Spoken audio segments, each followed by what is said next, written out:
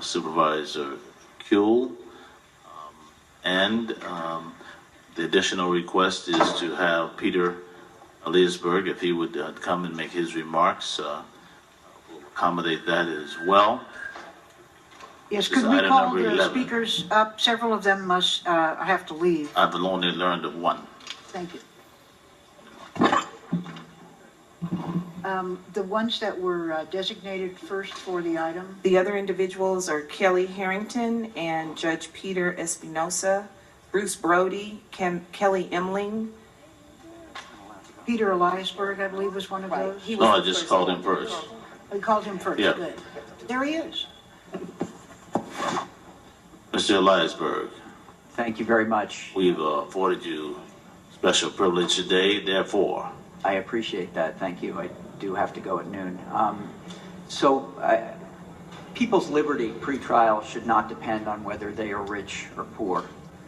What is the justification for a system whereby Phil Spector can put $1 million down to buy his way to pretrial freedom when he's charged with murder, when thousands of people languish in the county jail charged with low-level offenses with no history of ever committing a violent crime? I would ask even the bail bond industry to explain how that is a rational system. People detained pre-trial lose their housing, they lose their jobs, and they have their ties to families and their community ruptured. The bail system does not protect public safety. In fact, there is good research that has been done over the last few years that shows that people who are detained pre-trial are more likely to commit crimes in the future than the similarly situated people who are not detained. And we don't know for sure what the causes are, but we think it's likely that that is because they lose jobs, they lose housing, and so on. So there is nothing to recommend the bail system. Reform is long overdue, and there has been reform in other jurisdictions. I think the motion that the board has proposed asks the right questions. I do realize that there are risks inherent in using a risk assessment tool as part of the pretrial inquiry. It puts emphasis on past criminal activity, and we know that there are biases, racial biases among others, in the criminal justice system already. But we also know that the system we have is even more infected with that problem.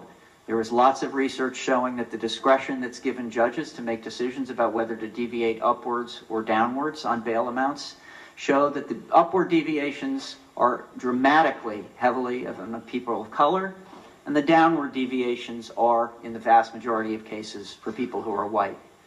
So I recognize problems inherent in risk assessment tools, but I think we have to evaluate those in the context of the system we already have, which is infected deeply with biases. The bail system is bad for people with mental illness, for people of color, and people who are poor.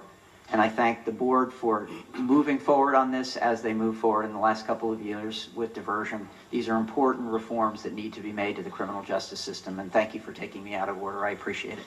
Yes, you're welcome. It's good to be able to call Peter Eliasberg out of order. Thank you so much. All right. I believe he's been called out of order before. Yeah, he likes that.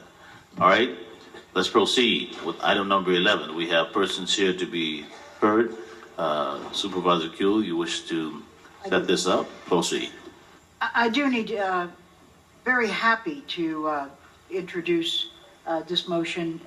Often LA County is in the lead in a lot of ways. In this way, we're actually not, and that may be a good thing because we can benefit from other jurisdictions who are looking at this. The Chief Justice of the Supreme Court of California has put together a task force to explore it. A few other counties, very few, are looking at it. But I think in terms of our size and the scope of our jail population, and especially our pre-trial jail population, that we have an opportunity to really set an example as to how such a system can work in a better way in a very large jurisdiction. I think that's very important.